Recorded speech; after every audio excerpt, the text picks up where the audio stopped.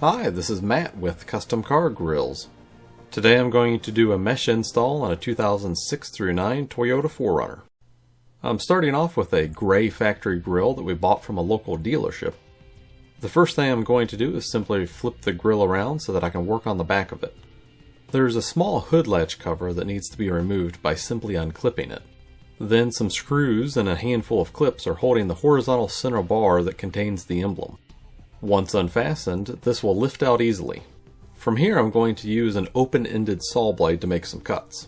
The whole inner portion of the grill needs to be removed. In general, I try to stay about 1/4 to 1/2 inch away from the finished edge. The sides are hollow and might take a little bit of angling to get just the right cut. The top is partially hollow, but it's easy to cut through with an open-ended saw blade as shown here. After all the cuts have been made, the center section should come right out. Next, I'll move on to my Dremel with a sanding drum, which will help knock down some of the remaining unwanted plastic. With this step, I'm going to get as close to the edge as possible without digging in past the factory edge. Here's a good close-up showing how close I sanded all of these. Attention to detail here will help later on.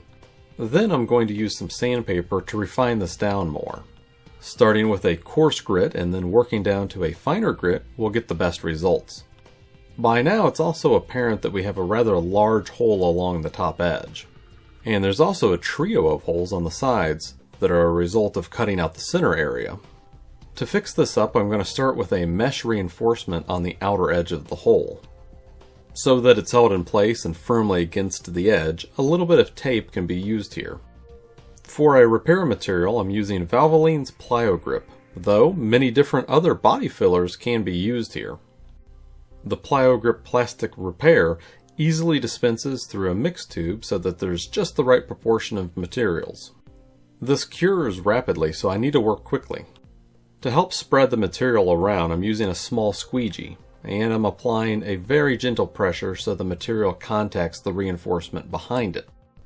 Some spots don't look like they got enough, so I'm going to make a second pass over it real quick.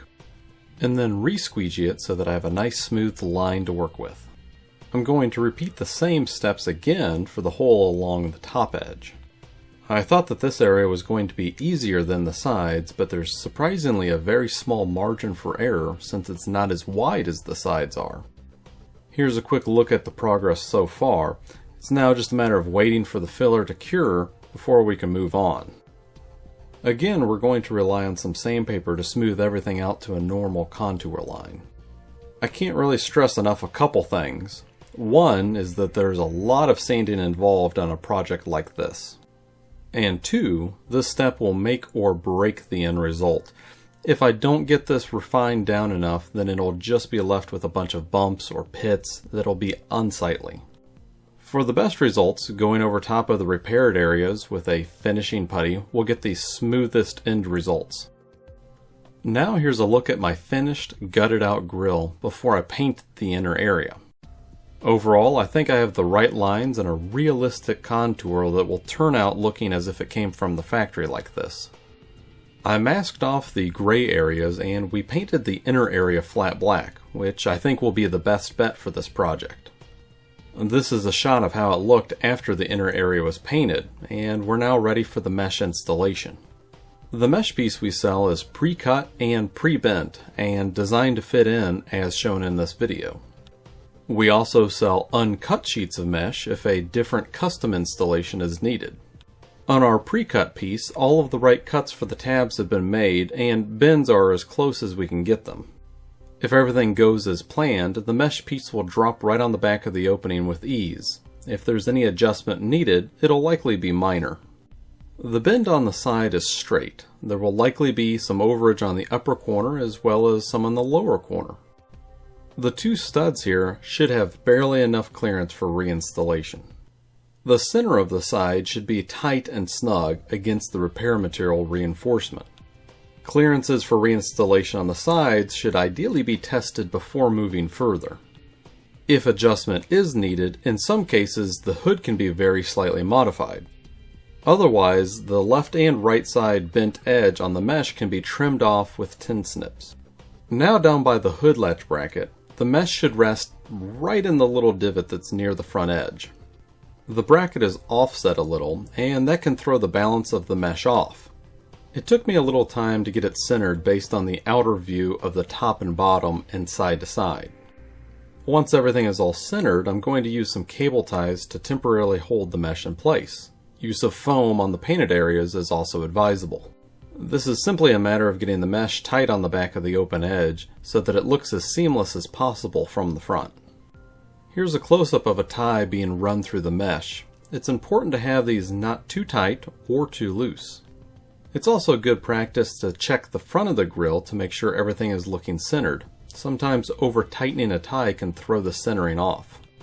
Next, I'll cut the tail end of the ties off so that they don't get in the way anymore. Usually I only tie the top and bottom edge and leave the sides rest where they fall. This will create a less curved mesh effect. If the bent edge is not cut off, the mesh will wrap around and fill any gaps. To adhere the mesh to the grill, I'm going back to the plyo grip that was used as a body filler.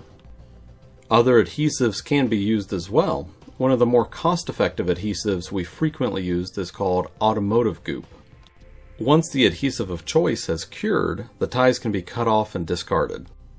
Any protective foam that was used might also be reused for other projects later.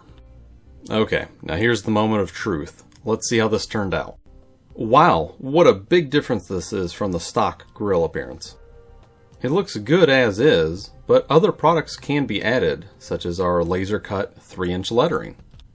We also have a modern TRD emblem that's available in multiple colors, including color match. And lastly, we have a very cool old school emblem that is also available in many colors. I hope you liked this video. If you have any questions about this one or any of our others, then feel free to contact me.